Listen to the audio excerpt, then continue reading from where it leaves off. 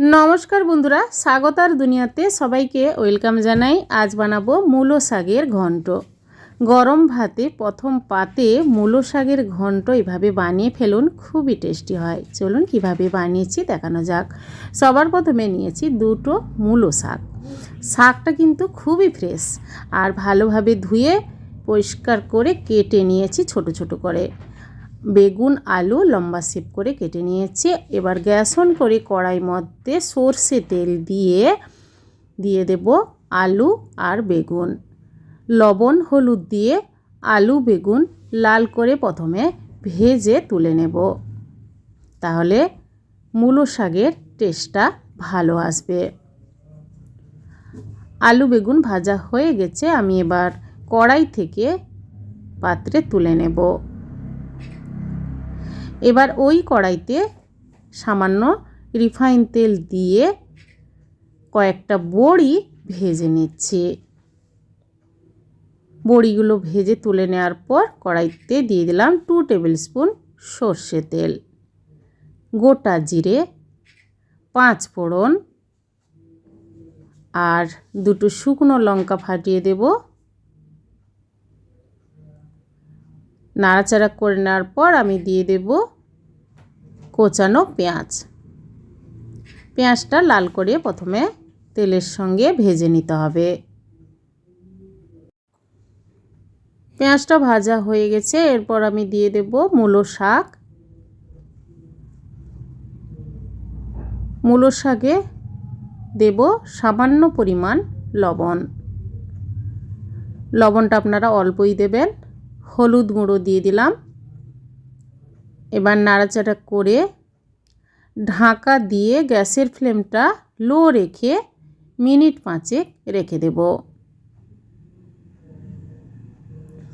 মূলো শাক আমি আগে ভাজা বানিয়েছিলাম, আর আজকে আমি মূলো শাকের ঘন্ট বানাচ্ছি, আর খুবই টেস্টি হয় এই মূলো শাকের ঘন্ট। ঢাকাটা খুলে নেওয়ার পর আবারও আমি নাড়াচাড়া করে নিচ্ছি। এরপর দিয়ে দেব ভেজে রাখা আলু আর বেগুন। আলু বেগুন দেওয়ার পর শাকের সঙ্গে আবারও মিশিয়ে নিচ্ছি। আবার আমি ঢাকা দিয়ে গ্যাসের ফ্লেম লো রেখে কিন্তু কিছুক্ষণ রেখে দেব। আর মূলো শাকে মশলা দেওয়ার জন্য মিক্সি জারে দিয়ে দেব শুকনো লঙ্কা 2টো আর সামান্য কোচানো পেঁয়াজ আর দেব সাদা সর্ষে। অল্প জল দিয়ে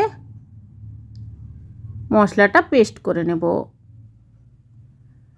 পেস্ট করে নেওয়ার পর শাকের সঙ্গে দিয়ে দিলাম, আর মশলা বাটি ধুয়ে 1 বাটির মতো জল দিয়ে নাড়াচাড়া করে আবারও মিনিট 5 টাইম দিয়ে রান্নাটা করে নেব।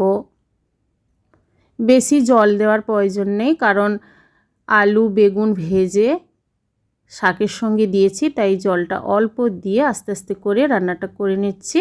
এরপর সবার লাস্টে দিয়ে দেব ভেজে রাখা বড়িটা সামান্য হাতে গুঁড়ো করে নিয়েছি, আর 1 টেবিল স্পুন সর্ষের তেল সবার লাস্টে দিয়ে নাড়াচাড়া করে গ্যাস অফ করে কিছুক্ষণ রেস্টে রেখে তারপর সার্ভ করে নেব মূলো শাকের ঘন্ট। বন্ধুরা, এইভাবে বড়ি দিয়ে মূলো শাকের ঘন্ট বাড়িতে একবার বানিয়ে ট্রাই করে দেখুন। গরম ভাতের সঙ্গে খান, অসাধারণ লাগবে।